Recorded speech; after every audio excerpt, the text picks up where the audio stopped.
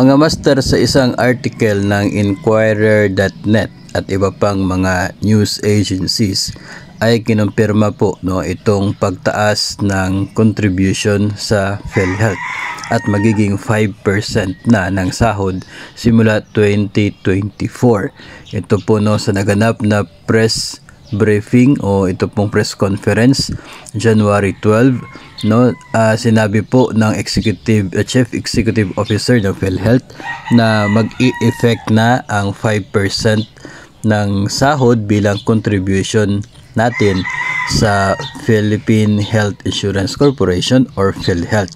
Itong 5% naman mga master ay hahatiin po yun. Tayo po ay mayroong 2.5% na contribution mula po sa ating mga sahod at ang natitirang 2.5% naman ay manggagaling sa ating employer. So kung ikaw po ay empleyado ng DepEd po ang sasalo doon sa 2.5%, tayo naman ang doon sa 2.5%. Ito pong 5% na ito ng basic pay ay kasunod po sa nilalaman ng Universal Healthcare Law. Ito po ay huling pagtaas na po ito sa PhilHealth contribution base po sa batas na yon. And sa kasalukuyan po noong taong 2023 ay nasa 4% yung deduction, in which 4% ang contribution, in which 2% mula sa atin yung deduction sa sahod. So it means natataas ng 0.5% ang atin pong contribution ngayon sa PhilHealth ngayong taong 2024.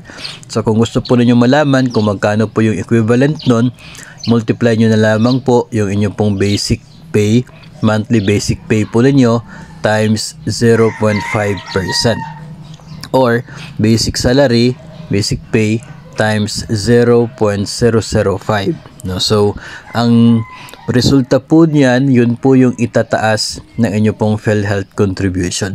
Kung ikaw po ay isang Teacher 1, Step 1 na mayroong basic salary na 27,000, ang dagdag sa PhilHealth contribution po ninyo ay nasa 135 pesos. Bawat buwan po yun. Yun po ang dagdag. So ang tanong ngayon ay doon sa mga mayroon ng net take home pay na sagad sa 5,000 pesos. Of course, ang mangyayari po niyan ay undeducted obligation po, yung inyong huling bangko sa listahan ng deductions kasi priority itong PhilHealth deduction. So, siguro po napapansin ninyo ay baka bumaba yung sahod ninyo ngayong buwan ng January. Ito pong PhilHealth ang posibleng dahilan sa pagbaba ng net take home pay.